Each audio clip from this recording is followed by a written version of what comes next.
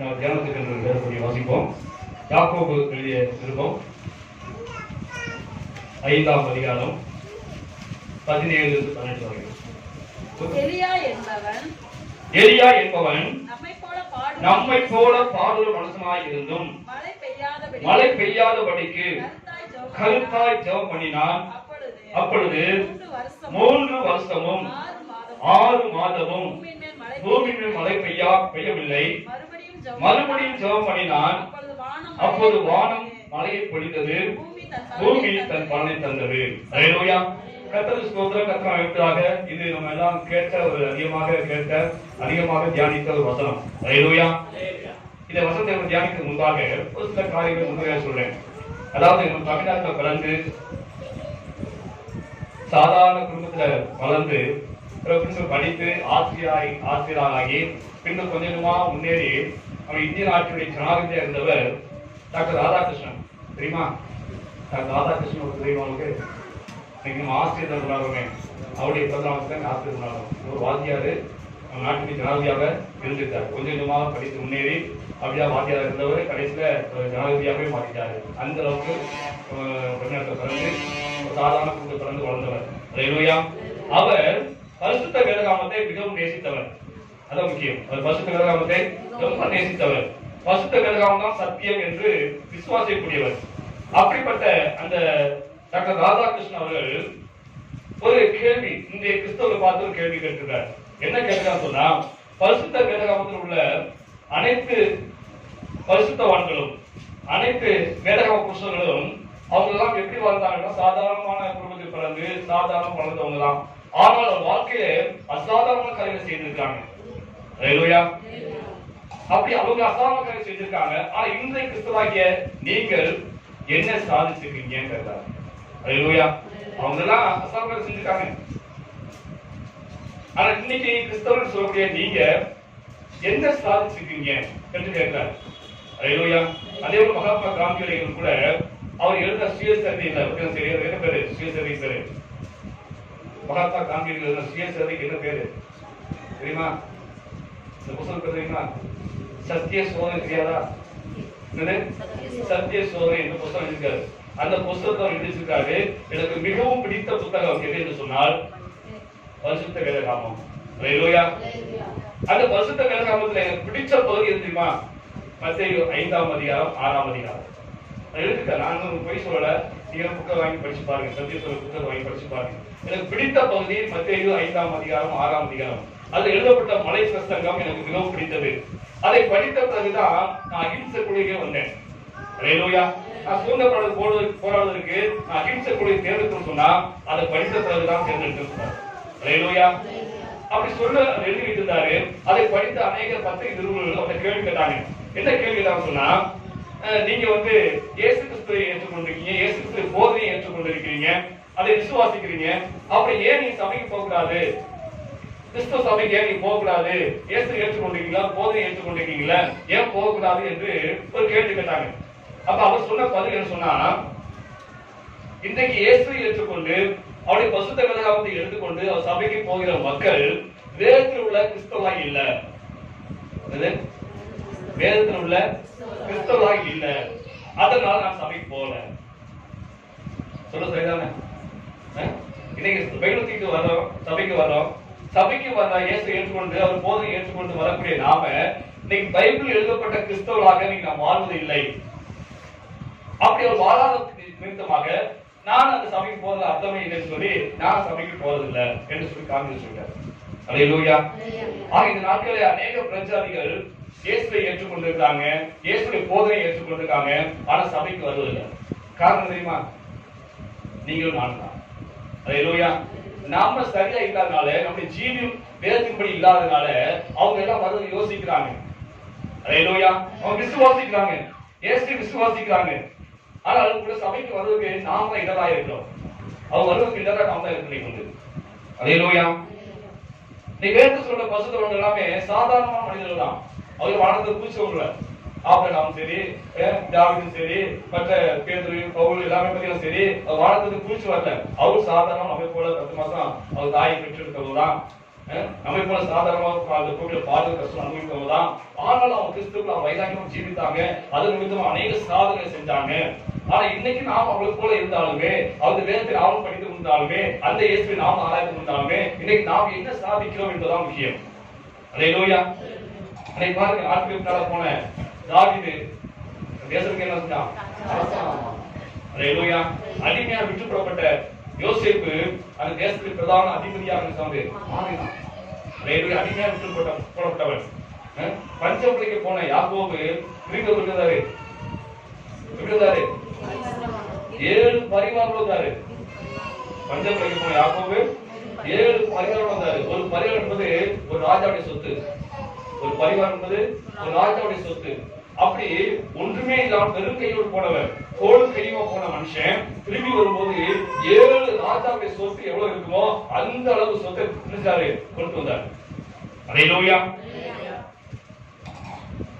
100 வயசு வரைக்கும் பிள்ளைக்காக ஒரு ஆபிரகாம் ஒரு பெரிய சந்ததிக்கு இருந்தாரு, தகப்பனா மாறினாரு. அல்லேலூயா. சபையை துன்பப்படுத்தின பவுல் பின்னால் அநேக சபையில கட்டிய மனுஷனா மாறினாரு. அல்லேலூயா. இவங்க சாதாரண மனிதர்கள் தான், நம்மை போல பாடுற மனிதர்கள் தான். அப்படிப்பட்ட மனிதர்கள் அவங்க எவ்வளவு சாதனை செஞ்சிருக்காங்க, எவ்வளவு ஆண்டுக்குள்ள இருந்து வைராக்கியம் இருந்து அவ்வளவு மேலான காரியங்களை செஞ்சிருக்காங்க நினைச்சு பாருங்க. இன்னைக்கு நம்ம இருக்கிறோம், கிறிஸ்தவா இருக்கிறோம், சபைக்கு இருக்கிறோம், பைபிள் தீர்த்து பார்க்கிறோம், பைபிள் வாசிக்கிறோம், தேவனுடைய வார்த்தையை ஒரு வாரம் கேட்கிறோம். அப்படி இருந்தாலும் நம்முடைய வாழ்க்கையில் மாற்றம் வர மாட்டேங்குது என்பதுதான் நான் தியானிக்க போயிடும். ஏன் வர மாட்டேங்குது? எலியா பாருங்க, நம்மை போல பாடுற மனுஷன். அல்லேலூயா. எலியா அன்னைக்கு அக்னியை வானத்தை இறக்கினாரு என்று சொல்லும் போது அப்பதான் இறக்க முடியும், நம்மளால முடியுமா? ஏன் முடியாது? அவர் நம்ம போல மனுஷன் தானே, நம்ம போல சாதாரண மனுஷன் தானே, பாடுற மனுஷன் தானே. அதான் சொல்றாரு, அவர் நம்மை போல பாடுற மனுஷன். நமக்கு என்ன பாட்டு இருக்கோ அதே பாடு அவளுக்கு இருந்துச்சு. நம்ம போல மனுஷன் தான், அவை போல ரத்தம் உள்ளவன் தான், அவை போல சரீரம் உள்ளவன் தான். அப்படிப்பட்ட அந்த எலியாவால அக்னியை இறக்கி காண்பிக்க முடிந்தது. இந்த நாட்களை வாழக்கூடிய கிறிஸ்துவாகிய உங்கள் வாழ்க்கையில் அதை ஏன் முடிய மாட்டேங்குது? அல்லேலூயா. நம்மை போல பாடுற மனுஷனா இருந்தாலுமே மழை பெய்யாதபடி வந்து கருத்தாய் ஜெபம் சொல்லப்பட்டிருக்கு. அப்பொழுது 3 வருஷம் 6 மாதம் செய்து பூமியில மழையே இல்லை. அல்லேலூயா. அது நம்மை போல பாடுற மனுஷன் தான். பாடுதல் என்பது எல்லாத்துக்கும் உண்டு. இந்த பூமியில பிறந்த அத்தனை மனுஷங்களுக்கு பாடு உண்டு. அல்லேலூயா. பணக்காரனுக்கும் பாடு இருக்குது, ஏழைகளுக்கு இருக்குது பாடு இருக்குது, கிறிஸ்துவை ஏற்றுக்கொண்டவனுக்கு இருக்குது பாடு இருக்குது, கிறிஸ்துவை ஏற்றுக்கொள்ளாம இருக்குது பாடு இருக்கு. இந்த பாடு அனுபவிப்பது என்பது இது தேவனுடைய விருப்பம் அல்ல.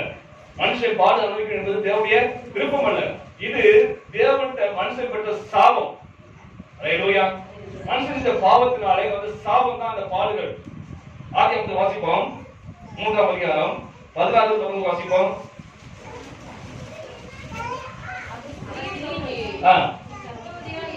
நீ கர்ப்பவதியாக இருக்கும் போது உன் வேதனை மிகவும் பெருக பண்ணுவேன், வேதனையோட பிள்ளையை தருவாய், உன் ஆசை உன் புருஷனை பற்றி கொண்டிருக்கும், அவன் உன்னை ஆண்டு கொள்வான். ஆதாமை நோக்கி உன் மனைவியின் வார்த்தைக்கு செவி கொடுத்து புசிக்க வேண்டாம் என்று நான் உனக்கு விளக்கின விருட்சத்தின் கனியை புசித்தபடியினாலே பூமி உன் நிமித்தம் சபிக்கப்பட்டிருக்கும். நீ உயிரோடு இருக்கும் நாளளவும் வருத்தத்தோடு அதன் பலனை புசிப்பாய். அல்லேலூயா. அன்றைக்கு தேவனத்தை பெற்ற சாபம் தான் இன்னைக்கு இந்த பாடுகள். அல்லேலூயா. பாடு என்பது எல்லாருக்குமே உண்டு. அல்லேலூயா. ஆனால் ஒரு காரியம் தெரிந்து கொள்ளுங்க, உலக மனிதர் பல பாடல் வித்தியாசம் உண்டு, தேவப்பிள்ளையை நாம் பல பாடல் வித்தியாசம் உண்டு. அல்லேலூயா. உலக மனிதர் பாடு போல நம்ம வாழ்க்கை இருக்கிறது இருக்காது. நம் வாழ்க்கையில பாடுகள் வருது, அதை எதிர்த்து வருது சொன்னால் நாம் ஆண்ட இயேசுவை ஏற்றுக்கொண்டு அவர்கள் பாடுகள் உண்டு, இயேசு கிறிஸ்துவை மற்றவர்கள் அறிவிக்க அவர்கள் பாடுகள் உண்டு. அல்லேலூயா. இந்த பாடுகள் மத்தியிலும் தேவன் நம்மோடு நெருங்கி இருக்கிறார். அல்லேலூயா. எவ்வளவு பாடு வருகிற வாழ்க்கையில அவ்வளவு தேவன் நம்மோடு ஐக்கியமாய் நெருங்கி இருக்கிறார் என்பதை வேதம் சுட்டி காட்டுகிறது. வாசிப்போம் 2 கொரிந்தியர் 1ஆம் அதிகாரம் 4-5. தேவனால் எங்களுக்கு அருளப்படுகிறார், தேவனால் எங்களுக்கு அருளப்படுகிற ஆறுதலினாலே இந்த உபத்திரத்திலும் அகப்படுகிறவர்களுக்கு நாங்கள் ஆறுதல் செய்ய திராணி உள்ளவர்களாக இருக்கும்படிக்கு எங்களுக்கு வரும் சகல உபத்திரங்கள் மத்தியிலும் தேவனாய் இருக்கிறார். அல்லேலூயா. நமக்கு எவ்வளவு பாடுகிறதோ அவ்வளவு தேவன் நம்மளோட இருக்கிறார். அவர் நம்ம ஆறுதல் படுத்துவதாக இருக்கிறார். ஆனா உலக மனிதர்கள் கிடைக்காது. அல்லேலூயா. உலக மனிதர்கள் பாடுகள் உண்டு, நமக்கும் பாடுகள் உண்டு. நமக்கும் பாடுகள் மத்தியில தேவன் நம்மளோட இருக்கிறாரு, நெருக்கமாக இருக்கிறார், நமக்கு ஆறுதலாக இருக்கிறார். அல்லேலூயா. பேதுரு வந்து பாடு வந்தது. அல்லேலூயா. சிறைச்சாலையிலே வேதனை அளித்துக் கொண்டிருந்தாரு. ஆண்டு பார்த்து படிக்க வந்ததா என்ன பண்ணாரு? தேவதூதன் அனுப்பி இருந்தாரு, அவனை சிறைச்சாலையில் விடுதலாக்கினாரு. அப்போஸ்தலர் பவுலும் சீலாவும் சிறைச்சாலையில் வேதனை அளித்துக் கொண்டிருந்தாங்க, பாடு அளித்துக் கொண்டாங்க, கிறிஸ்து அறிவித்த விதமாக பாடு அளித்துக் கொண்டிருந்தாங்க. ஆண்டு படிக்க வந்ததா சொல்லுங்க. தேவதூதன் அனுப்பி இருந்தாரு, அங்கிருந்து அவர் விடுவித்தாரு. சிறைச்சாலையை அன்பது என்று வேத வாசிக்க வந்து அப்படியா தேவனுக்கு பாடுகள் வரும்போது அவனுக்கு வேடிக்கை பார்க்க கிடையாது. அவன் எவ்வளவு பாடுகள் வருதோ எவ்வளவு நெருக்கம் வருதோ அந்த அளவுக்கு தேவனோடு நெருங்கி வருகிறார். நமக்கு ஆறுதல் படுத்துவதாக இருக்கிறார், அவன் தேர்ச்சுவதாக இருக்கிறார், அது விடுவிக்கிற தேவனாக இருக்கிறார். அல்லேலூயா. இந்த பாடுகள் கொஞ்ச நாள் தான் சொல்லுது, பைபிள் சொல்லுது என்னது? இந்த பாடுகள் தான் கொஞ்ச காலம். அதற்கு பிறகு இந்த பாடுகளை நமக்கு நிச்சயம் கடன் மகிமை நிச்சயமா கொண்டு வந்து சொல்லப்பட்டது. அல்லேலூயா. இந்த பாடுகள் நமக்கு என்ன செய்யுது? சொல்லுங்க வாய்ப்பு வந்து நித்திய கடன் மகிமையை கொண்டு வரலாம். அல்லேலூயா. அந்த பாடுகள் ஆண்டவர் நமக்கு பலன் தருவார். அல்லேலூயா. ஆக நித்திய கடன் மகிமையை கொண்டு வருவதாக இருக்கிறது. அதனால அப்போஸ்தலர் பவுல் சொன்னாரு, வாசிப்போம் அப்போஸ்தலர் நடவடிக்கைகள் 14 அதிகாரம் 22 வாசிப்போம். அப்போஸ்தலர் நடவடிக்கைகள் 14:22. சீசருடைய மனதை திடப்படுத்தி விசுவாசத்திலே நிலைத்திருக்கும்படி அவர்களுக்கு புத்தி சொல்லி நாம் அநேக உபத்திரவங்களின் வழியாக தேவனுடைய ராஜ்யத்திலே பிரவேசிக்க வேண்டும் என்று சொன்னார். அல்லேலூயா. பரலோகத்துல பிரவேசிக்க வேண்டுமா? என்ன செய்யணும்? இந்த பாடுகள் என்ன செய்யணும்? போயாகணும். அல்லேலூயா. நாம் பரலோகத்துல பிரவேசிக்க சொன்னா இந்த பாடுகளை தான் என்ன செய்யணும்? பிரவேசிக்க முடியும். 2 தீமோத்தேயு 2:12. அவரோடு கூட பாடுகளை சகித்தோமானால் அவரோடு கூட ஆளுகையும் செய்வோம். அல்லேலூயா. அவரோடு கூட இயேசு கிறிஸ்து நம்மோட பாடுகளை அனுபவித்தவர். இயேசு கிறிஸ்து நமக்காக முன்பாக வந்து பூமிக்கு வந்து நமக்காக அநேக பாடுகள் சகித்தவர். அவர் பாடும் மொத்த ரூபாய் இருந்தவர். அவர் பாடல் அனுபவித்திருக்காரு. அந்த பாடல் சேர்ந்து நாமும் அவரோடு இணைந்து பாடல் அனுபவிக்கும் போது அவர் ஆளுகை செய்யும் போது அவரோடு நாம நிச்சயம் ஆளுகை செய்வோம். அல்லேலூயா. எபிரேயர் வாசிப்போம் 4:15 வாசிப்போம். எபிரேயர் 4:15. நம்முடைய பலவீனங்களை குறித்து பரிதபிக்க கூடாத பிரதான ஆசாரியர் நமக்கிராமல் எல்லா விதத்திலும் நம்மை போல சோதிக்கப்பட்டும் பாவம் இல்லாத இருக்கிற பிரதான ஆசாரியர் நமக்கு இருக்கிறார். அல்லேலூயா. எல்லாவற்றிலும் நம்மை போலவே சோதிக்கப்பட்டவர் தேவன். அல்லேலூயா.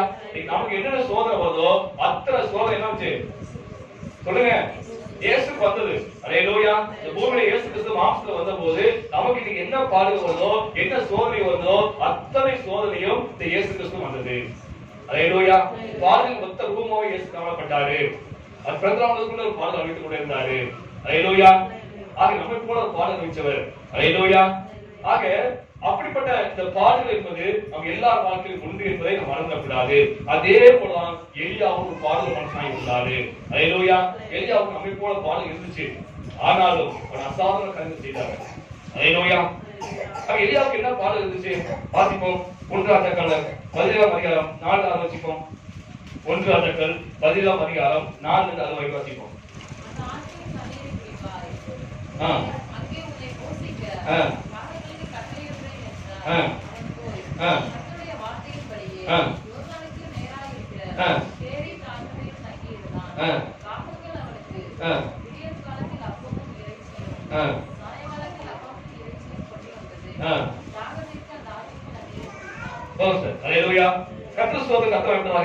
எலியாவுக்கு என்ன பாடுச்சுன்னா நாட்கள்ல பார்த்தீங்கன்னா சரி அந்த எலியா வாழ்ந்த காலத்துல இஸ்ரவேலர்கள் எல்லாமே பார்த்தீங்கன்னா சரி தேவனுடைய விட்டு போயிட்டாங்க. அந்த தேசமே அந்த காலத்துல கடந்தது என்று வேதத்துல வாசிக்கிறோம். அந்த காலத்துல இந்த தேசம் இருந்தது, எல்லாரும் தேவனுக்கு விலகி போயிட்டாங்க. அதன் நிமித்தமாக இந்த எலியா தீர்க்கதரிசி போய் ஆகாம் ராஜா முன்பாக சவால் விடலாம். என்ன சவால் விடலாம்?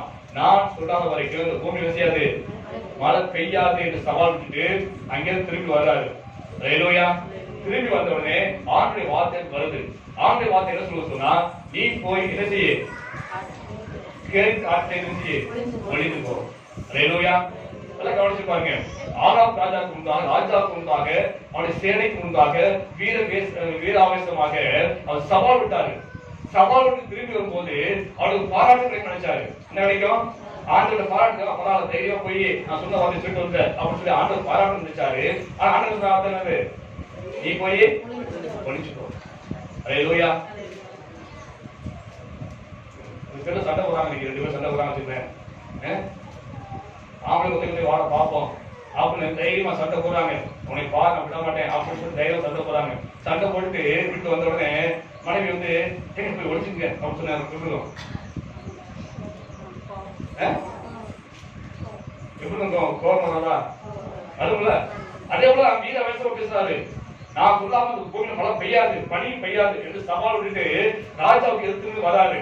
வந்த உடனே ஆண்டு சொல்றாரு, நீ போய் சொல்லிக்கோ. என்ன ஆண்டை எடுத்து சொல்றீங்க, இப்பதான் போய் சவால் வந்தேன், என்ன எடுத்து சொல்றீங்க, அவங்க பயப்படலாம் அப்படின்னு சொல்லி கேட்கல. அல்லேலூயா. போய் இருந்தாரு. அந்த ஆண்டு சொன்ன வார்த்தையின்படி அந்த கேரி ஆசிரியர் போய் இருந்தாரு, ஒழித்து கொண்டாரு. அல்லேலூயா. ஒழித்து கொண்ட அவருக்கு என்ன சாப்பாடு கிடைக்குது? அப்பவும் இறைச்சியும். அல்லேலூயா. எத்தனை வேளை? 2 வேளை. அல்லேலூயா. அவ்வளவு பெரிய சாதனை செஞ்ச அந்த எலியா தீர்க்கதரிசிக்கு ஆகாரம் கொடுத்தார் ஆண்டவர். என்ன எத்தனை உட்காரு? 2 வேளை ஆகாரம். நீங்க எத்தனை சாப்பிடுறீங்க? 3 வேளை. ஒரு சில 4 வேளை சாப்பிடுறாங்க இருக்கிறாங்க. ஆனால் எலியா தீர்க்கதரிசி சாப்பாடு 2 வேளை சாப்பாடு. அது எது கொண்டு கொடுக்குது? எவ்விய மொழியில வந்து பார்த்தீங்கன்னா சரி, அந்த பறவையோட பேர் போடல, காகம் சொல்லல. அங்க கருப்பா ஒரு பறவை சொல்லப்பட்டிருக்கு, கருப்பான ஒரு பறவை சொல்லப்பட்டிருக்கு, காகம் சொல்லல. ஏன்னா இஸ்ரேல் காக்காவே கிடையாதுன்னு சொல்றாங்க. எவ்வியம் படிச்ச பண்டிதர்கள் சொல்றாங்க காக்காவே கிடையாதுன்னு சொல்றாங்க. ஆனா ஒரு சிலர் சொல்றாங்க இது காகத்தின் வகையை சேர்ந்ததுதான். ஆனா இந்த காக்கா வந்து பிறந்தினி காக்கா அப்படின்னு சொல்றாங்க ஒரு சிலர். சரியா தெரியாது, எவ்விய மொழியில போடப்பட்ட சொல்றேன். அது கருப்பான ஒரு பறவைன்னு சொல்லப்பட்டிருக்குது. ஆனா இன்னொரு சொல்றாங்க இஸ்ரேலத்துல காக்காவே கிடையாதுன்னு சொல்றாங்க. ஆனா இன்னொரு வேதம் சொல்றாங்க காக்கா, அது வந்து காக்கா கிடையாது, அது வந்து காக்கா வகையை சேர்ந்த ஒரு பிணந்தினி காக்கா, அந்த காக்கா சொல்லுவாங்க, அந்த வகையை சேர்ந்தது என்று சொல்றாங்க. ஆக ஏதோ ஒரு காக்கா, ஏதோ ஒரு பறவை வந்து இந்த ஏரியா செய்யுது, ஆகாரம் கொடுக்குது. என்ன கொடுக்குது? அப்பவும் இறைச்சி. எத்தனை வேளை? 2 வேளை. எத்தனை வருஷம்? வேதம் சொல்றாங்க 1.5 வருஷம். கேரி நாட்டில 1.5 வருஷம் இருந்திருக்காரு. யாரு? எலியா தீர்க்கதரிசி. எலியா தீர்க்கதரிசி 1.5 வருஷமும் என்ன இருக்காரு? காக்கா ஆகாரிசி மாணவரை பார்த்து எப்படா சாப்பாடு காத்திருக்காரு. நினைச்சு பாருங்க. ராஜாவுக்கு முன்னால வீரவேசமாக சவாலுக்கு வந்த ஒரு மனுஷனுக்கு ஆண்டு ஆறாவது இறைச்சியும் அப்பமும், அதுவும் 2 வேளை. அது யார் மூலமாக? காக்கா மூலமாக. அல்லேலூயா. அதே சமயத்துல தண்ணி காலமாக தெரிஞ்சுக்கணும், அதை கேரி காலத்துல வச்சுக்கணும், தண்ணி குடிச்சுக்கணும். அது பெரிய ஆறு கிடையாது, அது பெரிய நீரோட தான். அது என்னது நம்ம ஓட போல நினைச்சது நீரோட தான். அது பார்த்து கொஞ்ச நாள் வத்தி போச்சு, அதுவும் கொஞ்ச நாள் நினைச்சது வத்தி போச்சு. அந்த அளவுக்கு நீரோட மழை பெஞ்சா நினைச்சு தண்ணி வரும். வாசிங்க 1 ராஜாக்கள் வாசிப்போம், 17 வாசிப்போம். 1 ராஜாக்கள் 17:7. தேசத்தில் மழை பெய்யாதபடினாலே சில நாட்கள் பின்பு அந்த ஆறு அடிச்சது வற்றி போயிட்டு. ஆனா மழை பெஞ்சா தண்ணி வரும், நம்ம ஓடையில தண்ணி வரும், மழை பெஞ்சா அது போல வரும். அல்லேலூயா. அந்த தண்ணி தான் குடிக்கணும். அது எப்படி தண்ணி தெரியாது. நீங்க நம்ம ஆளுங்க சொல்லுங்க, கொஞ்சம் வசதி ஆயிடுச்சுன்னு நினைச்சலாம், நான் மிடல் வாட்டர் குடிப்பேன், தண்ணியெல்லாம் சேராது இருக்கு அப்படின்னு சொல்லுவாங்க. ஆனா அன்னைக்கு எரியா பண்ணாரு, அந்த ஓடையில தண்ணி தான் குடிச்சாரு. அது தண்ணி எப்படி வந்து தெரியாது. அதுதான் சொல்லிருக்காரு, அவர் குடிச்சிருக்கிறாரு. அல்லேலூயா. ஒரு பெரிய தீர்க்கதரிசி, ஆண்டுடைய வல்லமைக்கு பயன்படுத்தப்பட்ட ஊழியக்காரன், ஆண்டவர் சொன்ன வார்த்தைக்கு அப்படி ஃபீல் பண்ணிட்டு என்ன பண்றாரு? அந்த கேரி காட்டுல ஒழிந்துட்டாரு. அந்த காக்கா வந்து அது கொண்டு அப்பம் முடியும், அது இறைச்சியும் 2 வேளை தான் கொண்டு கொடுக்கும். 2 வேளை இருந்தாரு, அது வாங்கி குடிச்சு கொண்டு இருக்காரு. தாகம் எடுத்தா அந்த கேரி காட்டுல எப்படி தண்ணி ஓடுதோ தெரியாது, அந்த தண்ணி தான் சாரு வந்து குடிச்சிருக்காரு. அல்லேலூயா. அவருக்கு பாடு இருக்காதியா? நம்ம அனைவர பாடு கஷ்டம் வாழ்ந்துக்க மாட்டியா? நம்ம பசி எடுத்து வாழ்ந்துக்க முடியா? சரியான ஆகாரம் கிடைக்காம பசி எடுத்து வாழ்ந்துக்கிறோம், குடிக்க தண்ணி கிடைக்காம வாழ்ந்துக்கிறோம். அது போல அவரும் இப்படி பாட்டு கஷ்டம் அனுபவித்ததுதான். அல்லேலூயா. இன்னொரு வாசிப்போம் 1 ராஜாக்கள் 17ஆம் அதிகாரம் 19 வாசிப்போம். தேவனுடைய மனுஷனே, எனக்கும் உமக்கும் என்ன? என் அக்கிரமத்தை நினைக்கப்படவும் என் குமாரனை சாக பண்ணுமா? அல்லேலூயா. நல்லா கவனிச்சு பாருங்க. இங்கேயும் அவனுக்கு பாடு. என்ன பாடு சொன்னா, இங்கே இந்த சாரிபாத் விதவை சொல்லக்கூடிய விதவையும் மகனும் எப்படியோ செத்துக்க வேண்டியவங்க. பஞ்சம் வந்துச்சு தேசத்துல, பஞ்சத்துல ஒண்ணுமே கிடைக்கல. இவங்க வீட்டுல கொஞ்சம் மாவும் எண்ணெய் தான் இருக்குது. அதை தின்னுட்டு நம்ம செத்துலாம்னு சொல்லி பேசுறாங்க. சொல்லி கொடுக்க போறாங்க. அது சொல்லி போய் இளைஞர் சந்திக்கிறாரு. சந்திச்சு நம்மளா எனக்கு கொண்டு கொடு, அப்பத்தை எரிஞ்சு கொடு அப்படின்னு சொல்லி அந்த அப்பத்தை சுட்டு வாங்கி சாப்பிடுறாரு. அந்த எலியாவை போஷித்து நிமித்தமாக அந்த வீட்டு திருச்சியில அப்பவும் மாவு எண்ணெயும் ஒரே பஞ்சாலம் முடிக்க சில குறைகள் சொல்லப்பட்டிருக்கு. அந்த அளவுக்கு எலியாவை போஷித்ததுனாலதான் அன்னைக்கு சாரிபாத்துல விதவையும் அந்த மகனும் நினைச்சாங்க காப்பாற்றப்பட்டிருக்காங்க. இந்த வரைக்கும் உயிரோடு காரணம் சொன்னா எலியாவை போஷித்ததுனாலதான், தேவனுடைய கிருபையினாலதான் இன்னைக்கு உயிரோடு இருக்கிறாங்க. ஆனா இன்னைக்கு அவர் சொல்றா நீ உனக்கு எனக்கு என்னையா, நீ எதுக்கா வந்த இந்த பூமிக்கு, என் வீட்டுக்கு எதுக்கு வந்த, என் பிள்ளைய சாப்பிட வந்த, இல்ல அக்கிரமத்தை நினைக்கவா வந்த, மேம்படுத்த முடியாது வந்த, நல்லா கவனிச்சு பாருங்க. அது சொல்ற வார்த்தையே பாருங்க, நல்லா பாருங்க. இந்த மகன் சாரிபாத்துடைய மகன் எதனால செத்தா என்பதற்கு அவளே பதில் சொல்றா. என்ன பதில் சொல்றா? என் அக்கிரமத்தை நினைக்கப்படுவதற்காகவா? அல்லேலூயா. இப்ப மகன் செத்த உடனே அவர் நினைக்கிறா, எது நினைக்கிறாரு? என் மகன் செத்ததுக்கு காரணம் என்ன? நான் செஞ்ச அக்கிரமம். அல்லேலூயா. மகன் செத்த உடனே நினைவு வருது அவளுக்கு, நான் செஞ்ச அக்கிரமத்தினால என் மகன் செத்து போயிட்டான், அது நினைக்கப்படாம நீ வந்த என்று சொல்லி எலியாவை வசைப்பாடுறா. அல்லேலூயா. இந்த எலியா இல்லைன்னா என்னைக்கோ ரெண்டும் செத்துருவாங்க. ஆனா எலியாவாலதான் நீங்க காக்கப்பட்டிருக்காங்க. அதை உணராமல் புரிந்து கொள்ளாமல் அந்த ஜீவனை கொடுத்த ஜீவனை கொடுத்த அந்த எலியாவையே இன்னைக்கு வசைப்பாடக்கூடிய ஒரு பெண்ணாக இந்த சாரிபாத் மாறிட்டான். அல்லேலூயா. இவன் நன்மை செய்தான், எலியா தீர்க்கதரிசி நன்மை செய்தான். ஆனா அது என்ன செய்தவனுக்கு தீமையாக வந்தது. அல்லேலூயா. இன்னைக்கு குடிக்கிற நிலைமை அதுதான். குடிக்கிற நிலைமைதான் நீங்க இருந்தது. இந்த நாம தான் நீங்க குடிக்கிற நிலைமை எல்லாமே, எல்லா குடிக்கிற நிலைமையும் தான். அல்லேலூயா. நான் ஒரு காலத்துல எப்படி இருந்தோம்? பாவத்தை கடந்தோம், அக்கிரமத்தை இருந்தோம். அதனால விசுவாசம் போராட்டம் இருந்துச்சு. சரியான சாப்பாடு கிடையாது, துணிமணி கிடையாது, பஞ்சத்துல கஷ்டப்பட்டோம், வேதனை அனுபவித்தோம், கண்ணீரோடு வாழ்ந்தோம், ஆஸ்பத்திரிக்காக செலவழிச்சோம், விசாரிக்காக ஓடி வைத்தியம் பார்த்தோம், செஞ்சோம், எல்லாம் பண்ணோம், செஞ்சோம். ஒரு நாள் இருந்து வாழ்ந்தோம். ஆனா தேவன் உங்களுக்கு இறக்கப்பட்டு ஒரு ஊழியக்காரன் கொண்டு அனுப்பிக்கிறாரு. அன்னைக்கு சாரிபாத் பஞ்சத்தை சாப்பிடுறதுக்காக ஒரு ஊழியக்காரன் கத்த அனுப்பிவிட்டாரு. அந்த ஊழியக்காரன் மூலம் தான் அன்னைக்கு அவருக்கு பிளே போடப்பட்டது. அதே போல அந்த ஊழியக்காரன் மூலமா தான் அவங்க இன்னைக்கு கஷ்டப்படுற ஒரு விசுவாசி, கஷ்டப்படுற ஒரு சகோதரியோ அவர்கிட்ட ஆண்டு அனுப்புற ஊழியக்காரன் அனுப்புறாரு. அந்த ஊழியக்காரன் ஜெபம் பண்றாரு. அந்த ஊழியக்காரனுக்காக இருக்காரு, அவங்களும் பிரயாசப்படுறாரு, உபவாசம் போட்டு ஜெபம் பண்றாரு. இந்த நிமித்தம் அவர் விசுவாசம் கட்டு விலகுது, வியாதி கட்டு விலகுது, அவர் வாழ்க்கை மாற்றம் உண்டாகுது, ஆசிரம் வருது. கொஞ்சம் உயர்ந்த உடனே அது வீட்டுல சின்ன பிரச்சனை உடனே ஊழியர் பேசுறோமா இல்லையா? அந்த ஊழியர் இல்லைன்னா வாக்கு என்ன ஆயிருக்கும் நினைச்சு பார்க்கணும். அது நினைச்சு பார்க்க முடியாது. அந்த ஆலோசனை நன்மை நினைத்து பார்க்காது. இந்த ஊழியக்காரன் கட்டளைக்கு அனுப்பாமல் இருந்தால் நம்ம வாழ்க்கை என்னவா இருந்திருக்கிறோம்? என் வாழ்க்கை எடுத்துக்கொள்ளுங்க, உங்க வாழ்க்கை எடுத்துக்கொள்ளுங்க, எல்லா வாழ்க்கையும் நினைச்சு பாருங்க.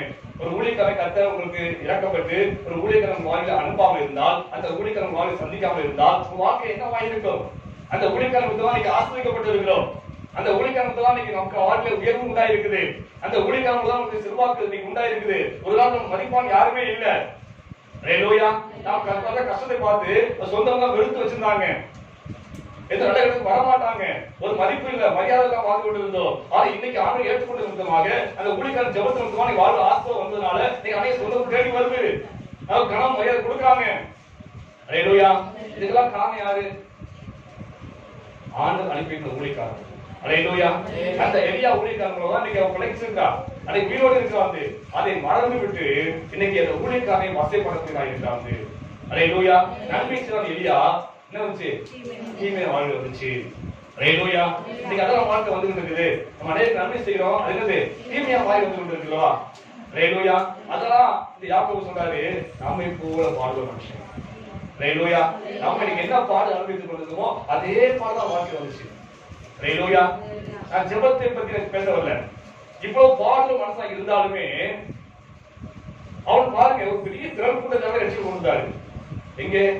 கர்மேல் மலையில இருந்தாரு ஒரு பெரிய திரள் கூட்டம். எல்லாம் ஆண்டரை விட்டு எல்லாம் விலகி போயிட்டாங்க. கர்த்தரை விட்டு விலகி போய் பாகாலை வழிபடக்கூடிய மக்களாய் மாறி போயிட்டாங்க. அப்படி திரளான கூட்டம் இருக்குது. ராஜா இருக்கிறாங்க, அந்த பாகாவுடைய தீர்க்கதரிசி இருக்காங்க, தோப்புக்காக செய்யக்கூடிய அந்த ஆசிரியர்கள் இருக்கிறாங்க. இவங்க மத்தியிலே இந்த எளிய தீர்க்கதரிசியின் அற்புதத்தின் மூலமாக ஒரு பெரிய திரள் கூட்டம் இஸ்ரவேல் எல்லாம் ரட்சிக்கப்பட்டு கர்த்தரே தெய்வம் வாயினால சொல்லும்படியாக ஒரு பெரிய அற்புதத்தை செய்தாரு. இந்த இடத்தை செஞ்சாரு. அல்லேலூயா. நான் ஜெபத்துக்கு பேசல. அல்லேலூயா. இவ்வளவு பாடல் மனசா இருந்தாலுமே ஒரு பெரிய திரளான கூட்டத்தை ரட்சிப்பு கொண்டுதாரு. அது எப்படி? நமக்கு பாடு இருக்குது. நாம என்ன சொல்றோம்? பாடலாம் பெருசா தெரியுது. ஐயோ, எனக்கு இருக்க பாடு யாருக்கு தெரியும்? நான் அவ்வளவு கஷ்டப்படுறேன் கர்த்தருக்குள்ளாக. நான் அவ்வளவு வேதனை அடைந்து கொண்டு நான் எப்படி செபிக்க முடியும்? நான் எப்படி போய் ஆத்மாவை ஆதாயப்படுத்த முடியும்? நான் எப்படி ஆண்டவருக்கு மட்டும் சொல்ல முடியும்? அல்லேலூயா. நீங்க பட்ட பாடு தான் அவரும் பட்டாரு. நான் கூட நீங்க வேதனை தான் அந்த எரியாவும் நீங்க வேதனை பட்டாரு. நான் நீ பாடு கஷ்டத்தை பெருசா நினைச்சு அவர் வீட்டுல முடங்கி இருந்தாருன்னா அவ்வளவு பெரிய இஸ்ரவேல் ரட்சிக்கப்பட்டிருக்காரு. அவர் கூட திரட்சம் ரட்சிக்கப்பட்டிருக்க மாட்டாங்க. அது பாட பொருட்படுத்தவில்லை.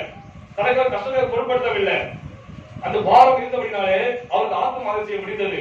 இன்னைக்கு நம்ம பாடம் பெருசா நினைச்சிட்டு இருக்கோம். என் பாடு பெருசுங்க. உங்களுக்கு என்ன தெரியும்? நான் பண்ற கண்ணீர் உங்களுக்கு என்ன தெரியும்? அது ஆண்டு தான் தெரியும். அல்லேலூயா. அது ஆண்டு தெரியும். அல்லேலூயா. இல்லைன்னு சொல்லல. எல்லாருக்கும் பாடு உண்டு. அல்லேலூயா. அந்த மத்தியிலும் என்ன செய்யணும்? ஆண்டு வேலை செய்யணும். அல்லேலூயா. அதுக்கு ஆண்டு வச்சிருக்கிறார். அல்லேலூயா. வாசிங்க 1 ராஜாக்கள் 18:30 வாசிப்போம். அப்பொழுது எலியா சகல ஜனங்களையும் நோக்கி என் கிட்டே வாருங்கள். சகல ஜனங்களும் அவன் கிட்டே போனார்கள். இவ்வளவு பாடு உனக்கு. அல்லேலூயா. அந்த பாடல் மத்தியில தெரு கூட்டத்திலே என் கிட்ட வாங்க எல்லாரும் பாருங்க, கர்த்தர் செய்த மகிமையை பாருங்க என்று சொல்லி சொன்ன உடனே எல்லாரும் கிட்ட போனாங்க. அல்லேலூயா. அந்த பெரிய திரளான கூட்ட ஜனங்களை ரட்சிக்க கொண்டு வந்தான். அல்லேலூயா. அப்படிப்பட்ட பெரிய சாதனை செஞ்சாங்க. அல்லேலூயா. இன்னைக்கு நாம என்ன செய்யறோம்? நினைச்சு பாருங்க. நாம என்ன செய்யறோம்? நம்ம பாடவே பெருசா நினைச்சிருக்கோம். நம்முடைய கஷ்டத்தை பெருசா நினைச்சிருக்கோம்.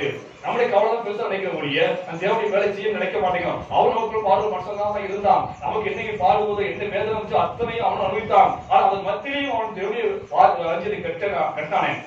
பெரிய எழுத்துக்கு அவன் கால பயந்தானே. அல்லேலூயா.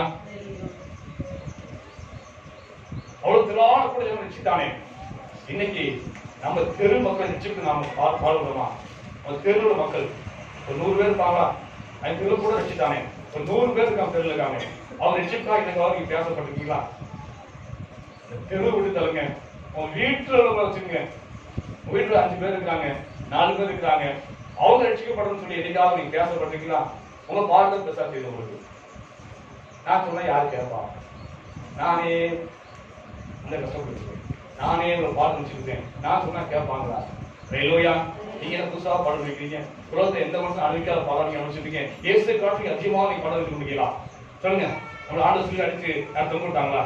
ஆண்டு போல இல்லையே. அந்த அளவுக்கு பாடு வரலையே. அந்த அளவுக்கு நம்ம வேதனை வரலையே. பாடு இருந்தாலும் ஆண்டு மத்தியில் ஆண்டு ஆதரப்படுத்தலாம் இருக்காரு. ஒரு தாய் போல சேர்த்த தேவனா இருக்கிறாரு. அவங்களை ஆதரப்பட்டு கொண்டே இருக்கிறாரு. அவர் மட்டும் ஆதரவு இல்லாம இருந்துச்சுன்னா நம்மளை எப்பயும் மறிச்சிருக்கோமே. தேவன் ஆதரவு இல்லைன்னு சொன்னா, தேவனுடைய தேர்தல் வாழ்வு இல்லைன்னு சொன்னா நம்ம எப்பயும் மறிச்சிருக்கோம் பாடு மத்தியில. அல்லேலூயா. அநேக வேளை அவதான் ஆண்டு நம்மை ஆதரப்பட்டுக் கொண்டிருக்கிறாரு.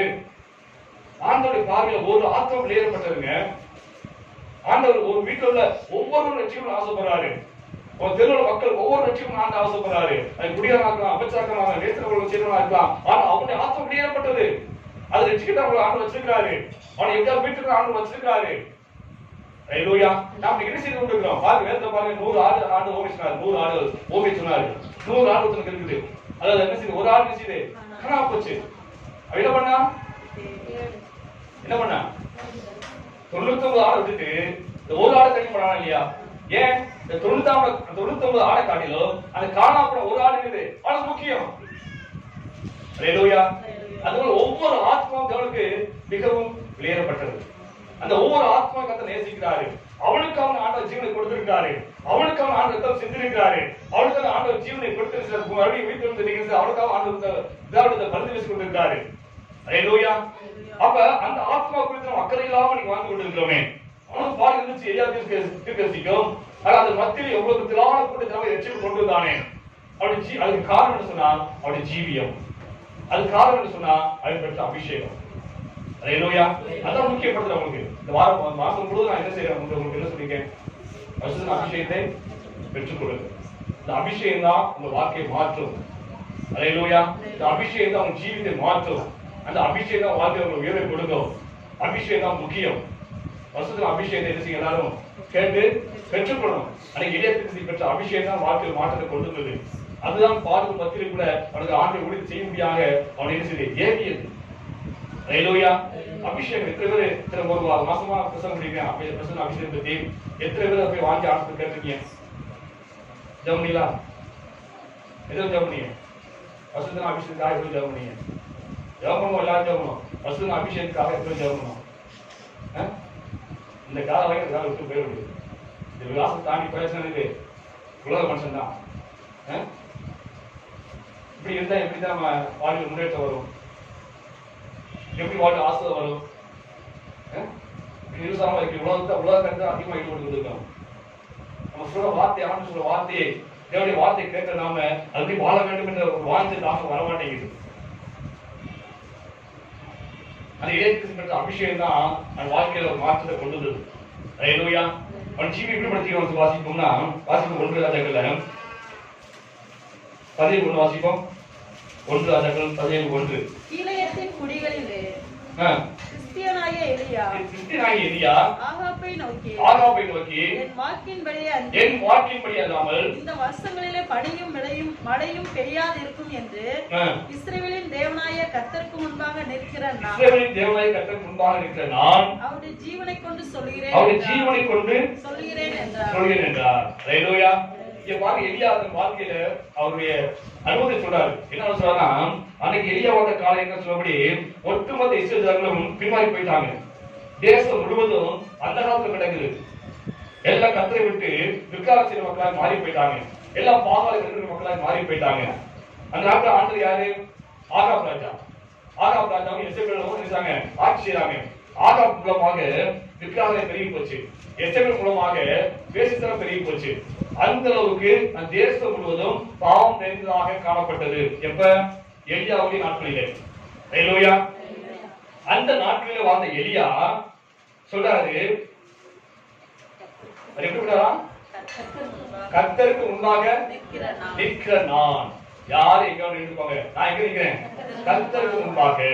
ஆங்கிலத்தில் சொல்லப்பட்டிருக்கிறது, ஜீவனுள்ள தேவனுக்கு முன்பாக நிற்கிற நான். ஹல்லேலூயா. ஜீவனுள்ள தேவனுக்கு முன்பாக நிற்கிற நான் சொல்றாரு. ஹல்லேலூயா. ஆங்கிலத்தில் சொல்லப்பட்டிருக்கு. அப்ப எலியா தீர்க்கதரிசி கர்த்தரை ஜீவனுள்ள தேவனாக கண்டார். ஹல்லேலூயா. நான் என்ன சொன்னேன்? பலவாறு சொன்னேன். அபிஷேகம் பெற்றால் முதல் காரியம் என்ன சொன்னா என்ன இருக்கும்? தேவனுடைய பிரசன்னத்தை உணர முடியும்.